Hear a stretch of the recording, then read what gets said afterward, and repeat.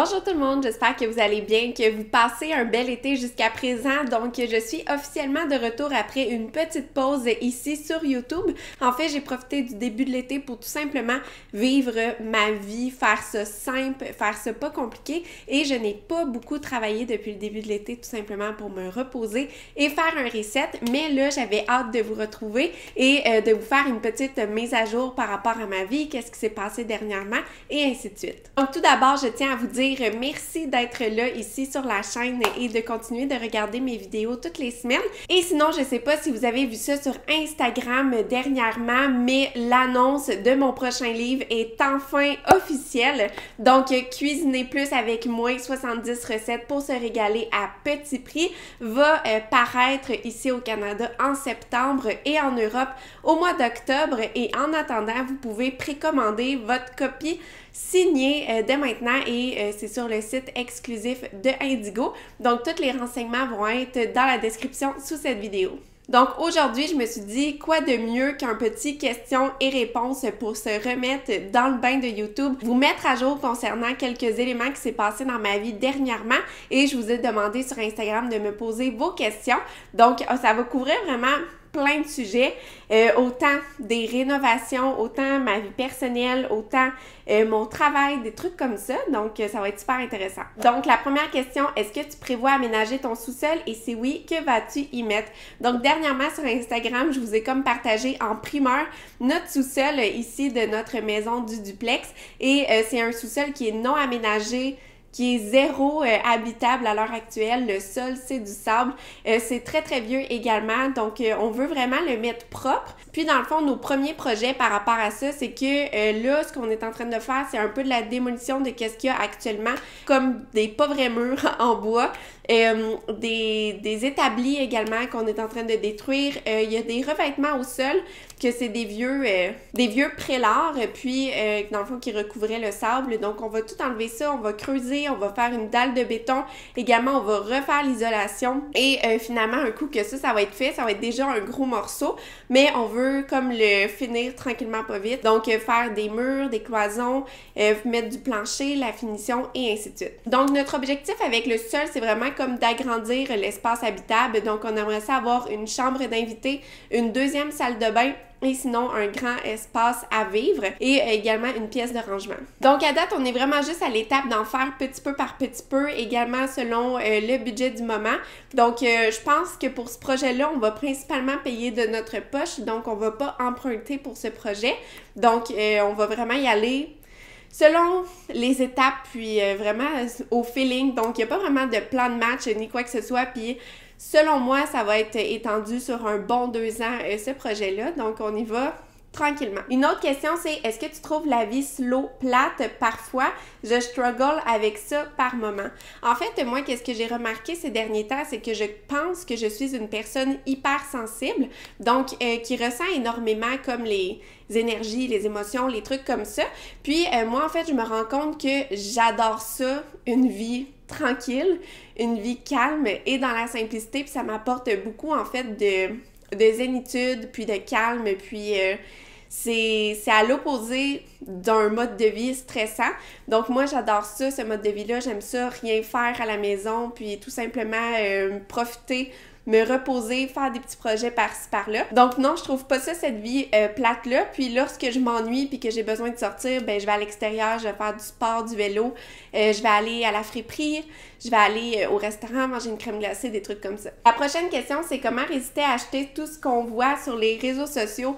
Ben c'est simple, moi, lorsque je vois quelque chose qui me tente, que j'ai envie d'acheter, puis que comme les pulsions sont là, puis que vraiment je veux l'avoir, je me dis, est-ce que j'en ai vraiment besoin? Est-ce que ça va vraiment changer quelque chose dans ma vie? Est-ce que j'ai déjà quelque chose à la maison qui fait la même chose? Si je l'achète, c'est où que je vais l'entreposer, c'est où que je vais le placer? Est-ce que l'argent que je vais dépenser pour cet objet-là en vaut la peine ou si au contraire, je préfère garder cet argent-là pour un projet futur? Donc, c'est le genre de questions que je me pose pour remettre les choses en perspective, puis 90-95% du temps, je l'achète pas. Et si malgré toutes ces questions-là, j'ai envie de l'acheter, bien je le mets sur une liste sur mon cellulaire et j'attends une semaine, un mois. Et si j'ai toujours envie de l'acheter à ce moment-là, eh bien là, je me fais plaisir et je me l'achète. La prochaine question, c'est quelle est ta formation professionnelle et ton métier actuel? Donc, moi, dans le fond, mon parcours scolaire, j'ai fait secondaire, cégep, université. Puis, au cégep, j'étais en marketing, administration. Ouais, je pense que j'étais en administration au cégep. Puis, à l'université, j'ai fait une session en administration marketing.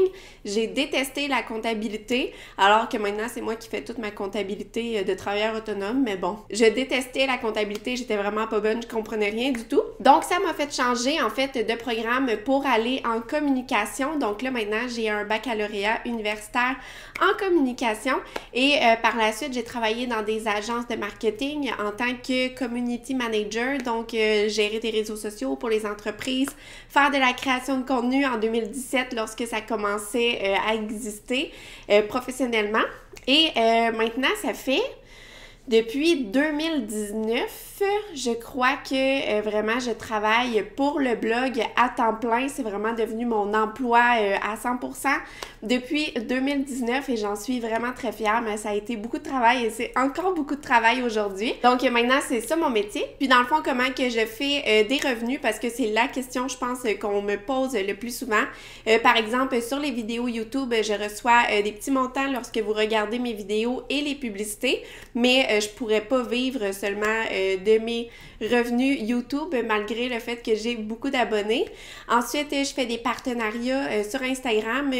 Donc, c'est des entreprises qui me paient en échange de promouvoir leurs produits et leurs services. Et ça, pour moi, c'est essentiel. Sans les partenaires, je ne pourrais tout simplement pas continuer le blog et continuer de faire ça à temps plein. Ensuite, également, j'ai des revenus qui viennent de mes livres. Donc, ça, également, ça donne un petit coup de main, mais encore une fois, je ne pourrais pas vivre seulement des revenus de mes livres. Et également, j'ai mes 3 formations en ligne qui me font également des revenus. Donc, c'est vraiment ça, c'est vraiment de diversifier ces sources de revenus le plus possible. Et ça fait en sorte que je peux en vivre. Et ce, vraiment, depuis plusieurs années. Mais il y a des hauts et des bas. Il y a des mois que j'ai vraiment pas beaucoup de revenus. Il y a des mois que j'en ai un peu plus. Donc, c'est important de bien s'organiser pour être certain de pouvoir vraiment en vivre sans stress 12 mois par année. La prochaine question, c'est « Allô, où en es-tu avec ton projet d'avoir une petite roulotte? J'adore ton contenu camping. » Eh bien, merci Jessie. Donc, le projet roulotte, ça fait maintenant 2 ans, je crois que tous les mois, je mets un petit montant de côté dans le but de m'acheter une petite roulotte de 13 ou 16 pieds. Je vais mettre une photo juste ici. Puis ça, c'est vraiment un projet, un petit rêve que j'ai, quelque chose que j'aimerais avoir. Puis là, en fait, aujourd'hui, j'ai amassé la somme nécessaire pour acheter une roulotte. Par contre, là, l'autre enjeu, c'est que je devrais changer ma voiture pour un plus gros modèle pour pouvoir tirer la petite roulotte. Et ma voiture, c'est une petite voiture 2008 qui a beaucoup de kilométrage, mais qui fonctionne encore tellement bien et qui me coûte vraiment pas cher. Donc, on dirait que je veux comme pas changer de voiture parce que je trouve que c'est un peu une dépense inutile ou c'est pas nécessaire. Donc, chaque année, je suis comme « Ah, l'année prochaine, je vais changer ma voiture, on verra ça l'année prochaine. » Puis là, je le sens que ça commence à arriver peut-être ce moment-là que je devrais changer ma voiture, mais ma voiture fonctionne encore bien. Fait que là, c'est comme un petit dilemme. J'ai vraiment hâte, en fait, d'avoir ce projet-là. Mais on dirait, je le sens que c'est comme pas le moment, mais ça arrive. Fait que j'ai bien hâte, en espérant que ce soit peut-être l'année prochaine, mais j'attends pas mal que ma voiture meure avant de mettre de l'avant ce projet-là. La prochaine question, c'est quel conseil financier aurais-tu aimé recevoir avant de t'endetter? Donc, le conseil financier que j'aurais aimé avoir lorsque j'avais 18 ans, 19 ans, c'est que la solution, c'est pas une marge de crédit. La solution à l'endettement, c'est de retourner à la base, de gérer ton budget, d'analyser tes dépenses et de revoir tes habitudes de dépenses. Donc moi, malheureusement, lorsque j'étais jeune, j'ai été vraiment mal conseillée par ma conseillère financière et lorsque je lui ai dit que j'avais pas d'argent, que je commençais à m'endetter, il y avait une bonne somme d'argent qui commençait à se mettre sur ma carte de crédit. Pour elle, la solution, c'est simple, on va t'ouvrir une marge de crédit. Et ça, pour moi, ça a juste été le début de mon endettement de 16 000 $ en même pas un an que j'ai accumulé ce montant de dette-là. Donc, c'est vraiment le conseil que j'aurais aimé avoir. La prochaine question, c'est est-ce que tes formations et livres te rapportent beaucoup? Merci pour tes partages. Donc, ça, c'est des revenus là, qui fluctuent tellement. Donc, pour mes livres, je suis payée une fois par année. Donc, dans le fond, mon premier livre, Vivre avec moi pour faire place à l'essentiel, a paru en septembre. Donc, souvent, je suis payée environ un an plus tard et environ en novembre. Donc, c'est comme 13-14 mois plus tard. Et sinon, mon livre, Faire plus avec moins, redécouvrir l'abondance grâce à la frugalité, il a été publié au mois d'avril. Donc, lui, je suis rémunérée avril, mai, fin mai, début juin. Donc, ça, je reçois seulement 2 montants 2 fois par année. Donc, c'est vraiment pas un revenu fixe. Puis en plus, je ne sais jamais d'avance c'est combien que je vais recevoir parce que je sais pas c'est combien de livres qui ont été vendus à l'avance. Et sinon, pour mes formations, là, ça fait longtemps que j'ai pas sorti de nouvelles formations. Donc, c'est vraiment mes formations de base qui continuent de rouler. Et je pense que la majorité des personnes qui étaient intéressées se sont inscrites et ont fait les ateliers.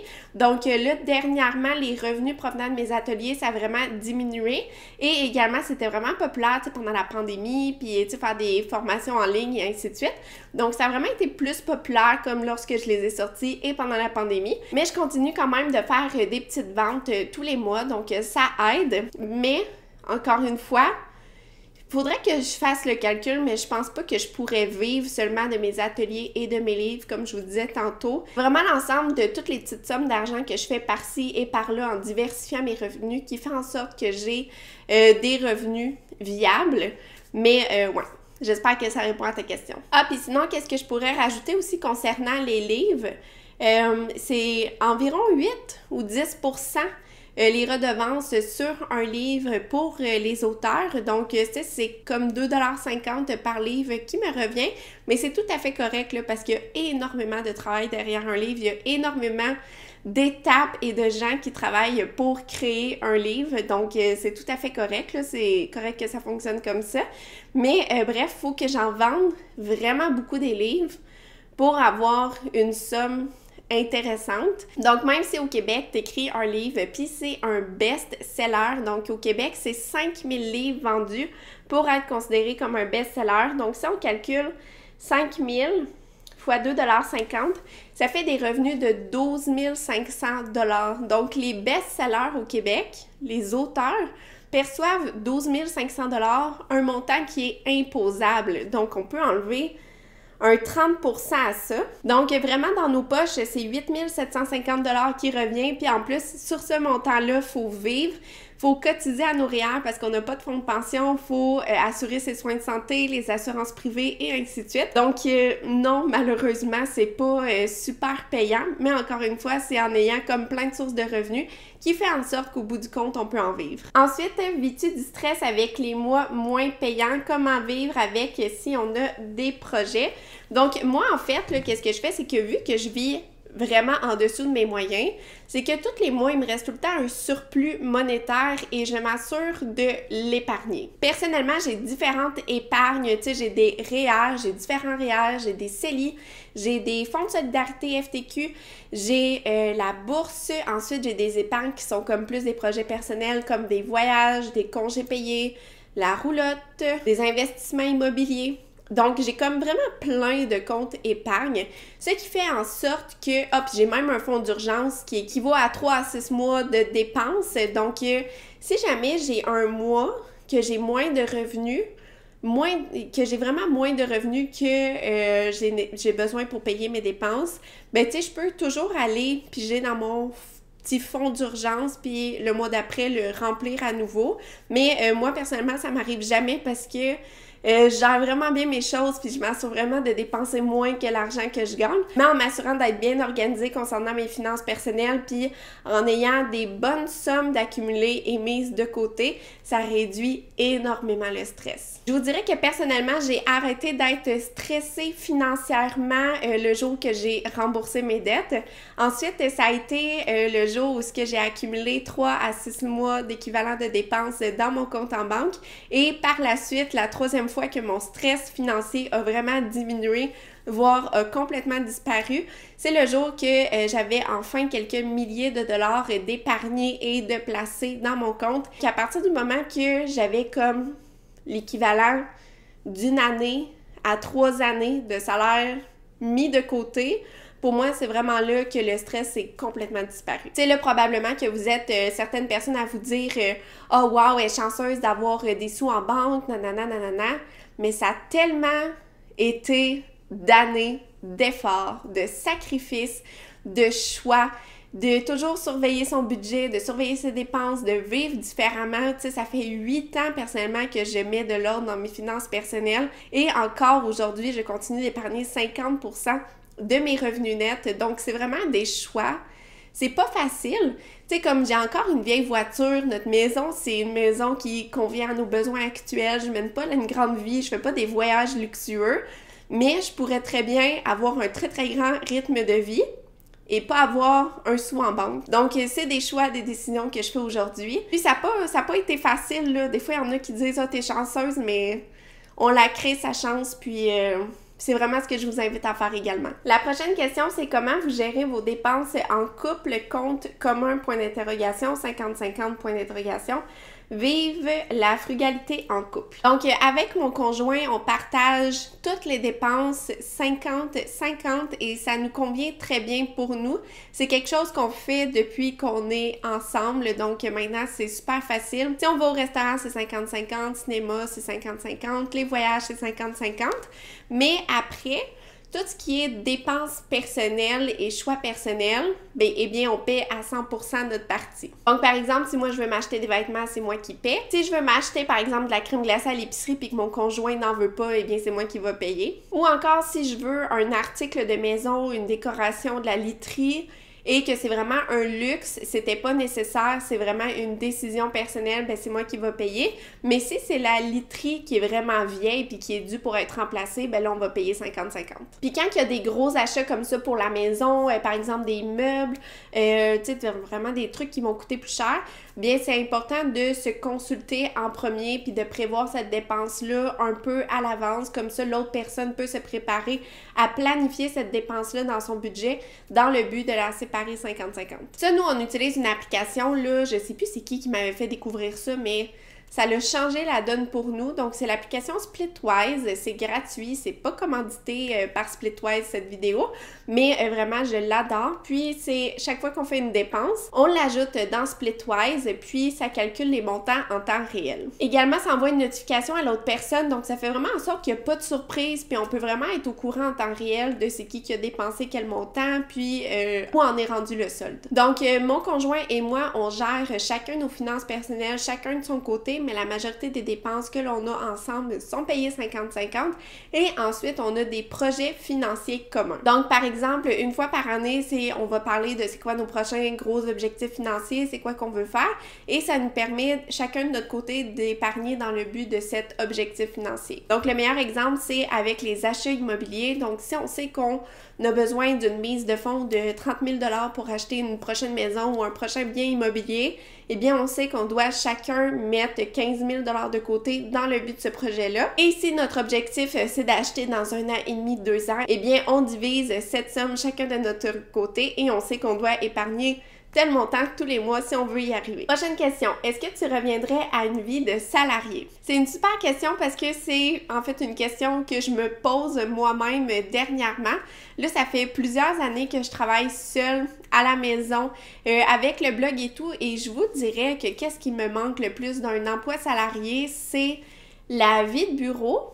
La routine quand même de travail, tu sais, de se lever tôt le matin, de se déplacer, d'apporter un lunch les 5 à 7, les trucs comme ça, d'aller manger le midi avec ses collègues et sinon également les bénéfices de l'emploi, donc les assurances privées collectives et parfois les fonds de pension, mais moi personnellement j'en ai jamais eu. Donc c'est vraiment plus la vie sociale puis vraiment l'obligation de sortir de sa zone de confort qui me manque du travail salarié, mais actuellement je me demande s'il n'y aurait pas moyen comme de joindre les deux, donc le blog et être salarié, mais du point de vue des impôts, c'est vraiment pas avantageux. Donc, je sais pas trop qu'est-ce que je vais faire dans le futur, mais c'est certain que j'aime ça changer, j'aime ça essayer des nouvelles choses, j'aime ça apprendre également. Donc, je suis pas fermée dans le futur à retourner sur le marché du travail. Et finalement, la dernière question, c'est pourquoi avoir choisi de mettre ton visage sur ton dernier livre et pas les premiers? Donc, ça peut paraître super anodin, mais il y a quand même un gros travail de réflexion derrière la couverture de mon prochain livre Cuisiner plus avec moi. Donc, en fait, c'est un livre de cuisine, donc c'est déjà différent de mes 2 premiers livres. Donc là, ça va être vraiment plus un livre illustré, couleurs avec des photos de recettes, des photos d'ingrédients, des photos d'aliments. Donc déjà là, avant c'était des livres d'écriture, puis là maintenant c'est un livre vraiment qui va être graphique. Ensuite, pour le livre Cuisiner plus avec moi, j'ai fait affaire avec une photographe professionnelle pour prendre des photos portraits de moi pour justement utiliser dans le livre. Donc j'avais accès à des très belles photos. Donc en faisant les essais pour ma couverture de Cuisiner plus avec moi, on a essayé avec des photos de recettes, on a essayé comme plein d'affaires et finalement, je trouvais que qu'est-ce qui faisait le plus beau, le plus attrayant, le plus soigné, le plus visuellement parlant, c'était vraiment en utilisant une photo de moi. Puis aussi à l'heure actuelle, lorsqu'on regarde les livres de cuisine, tu sais, que ce soit d'influenceurs, de célébrités, et ainsi de suite, c'est vraiment tout le temps des livres avec une photo de l'auteur sur la couverture. Donc, je crois que c'est vraiment dans l'air du temps. Mais aussi, je trouvais, lorsque tu regardes un livre de cuisine, je trouve que ceux qui ont un visage sur la couverture, je trouve que c'est plus intriguant. Puis, justement, lorsque tu vois un visage, ben, tu vas être plus tenté à aller découvrir l'intérieur du livre. Alors que si tu utilises la photo d'une recette, ben, si la personne, la recette, ça lui parle pas du tout, c'est pas dans ses goûts et ainsi de suite, elle va tout simplement passer à autre chose puis elle va pas être portée à consulter l'intérieur. Donc c'est vraiment anodin, mais il y a eu vraiment un gros travail de réflexion derrière tout ça. Puis moi non plus au début, je voulais comme pas que ce soit ma photo sur la page couverture, mais finalement on dirait que c'est le choix qui était le plus naturel et sensé pour illustrer mon prochain livre de recettes. Donc maintenant que j'ai répondu à vos questions, j'aimerais ça vous poser à mon tour une question, donc vous me répondrez dans les commentaires sous cette vidéo. Donc en fait, moi j'aimerais ça savoir en ce moment, c'est quoi le sujet que vous aimez le plus, le sujet qui vraiment vous passionne, que vous pouvez regarder des dizaines et des dizaines de vidéos sur ce sujet-là ou encore lire des dizaines de livres sur ce sujet-là. J'aime toujours ça, savoir c'est quoi qui vous intéresse, c'est quoi les sujets également dans l'air du temps, donc vous m'écrirez tout ça dans les commentaires. Donc voilà, c'est ce qui conclut ce petit Q&A, questions et réponses. J'espère que vous avez trouvé ça intéressant et que vous avez passé un bon moment. Sinon, en rappel, si jamais vous voulez précommander votre copie de livre Cuisiner plus avec moi, 70 recettes pour se régaler à petit prix en exclusivité avec Indigo. Je vais mettre le lien dans la description sous cette vidéo. En tout cas, je vous remercie tout le monde d'avoir été là avec moi et d'être encore toujours là après plusieurs années. J'espère que vous aimez toujours autant mes contenus et si jamais vous avez des idées pour de prochaines vidéos YouTube, n'hésitez surtout pas à me les écrire dans les commentaires. Donc, merci beaucoup tout le monde et on se retrouve la semaine prochaine dans une nouvelle vidéo. Bye!